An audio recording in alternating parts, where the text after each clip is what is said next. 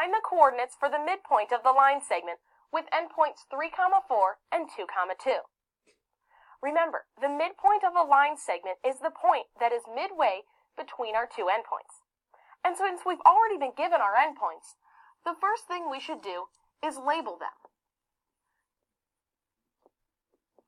So we have the endpoints 3, 4, and 2, 2. Now let's label the coordinates of our endpoints. Let's have 3 be x of 1 and 4 be y sub 1. This 2 be x of 2 and this 2 be y sub 2. Great! Now we've labeled our endpoints. All we need to do to find the midpoint is to plug them into the formula for the midpoint of a line segment. The formula looks like this.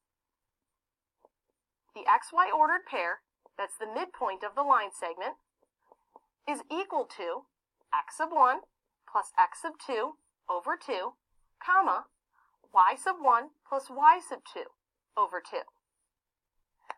Again, all we need to do to find the midpoint is plug in the coordinates from step 1.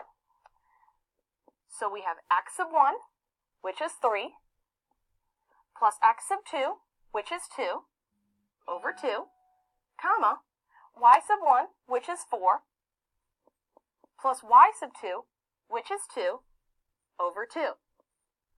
Now we simplify. 3 plus 2 over 2 is 2.5, and 4 plus 2 over 2 is 3. So now we have the midpoint of our line segment. The ordered pair 2.5, 3 is our midpoint, and we can see this if we plot this point on our graph. So we plot 2.5, 3, and we see that it is the midpoint of our line segment. So if you're trying to find the midpoint of a line segment, identify your endpoints and label their coordinates, then plug them into the formula for the midpoint of a line segment to get your point.